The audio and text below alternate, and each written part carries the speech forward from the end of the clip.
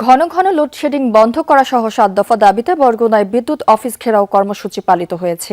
সকালে press club চত্বর থেকে জেলা নাগরিক অধিকার সংরক্ষণ কমিটির ব্যানারে বিক্ষোভ মিছিল বের করা হয়।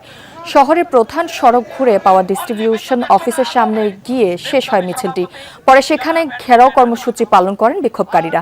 এ সময় বক্তারা বলেন, ঘন ঘন লোডশেডিং এর কারণে জনজীবন অতিষ্ঠ হয়ে পড়েছে, ব্যাহত হচ্ছে শিক্ষার্থীদের পড়াশোনা।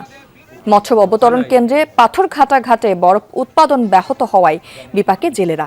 ৭ দিনের মধ্যে বিদ্যুৎ সমস্যা সমাধান না হলে অফিসে তালা ঝুলিয়ে দেওয়ার হুঁশিয়ারিও দেন তারা। পরে প্রধানমন্ত্রী বরাবর স্মারকলিপি প্রদান করেন বিক্ষোভকারীরা। আগামী ৭ দিন আমরা দেখব। ৭ দিন পরে আমরা বৃহত্তর কর্মসূচি দেব। দরকার হয় আমরা অফিসগুলোতে তালা মেরে বন্ধ করে দেব। তারপরেও আমরা বরগুনার দাবি আমরা আদায় করে ছাড়বো। বরগুনা জেলাতে যতটুকু বিদ্যুৎ প্রয়োজন সেই বিদ্যুৎ এখানে দিয়ে তারপর তারা অন্যত্র বিদ্যুৎ নিয়ে যাক।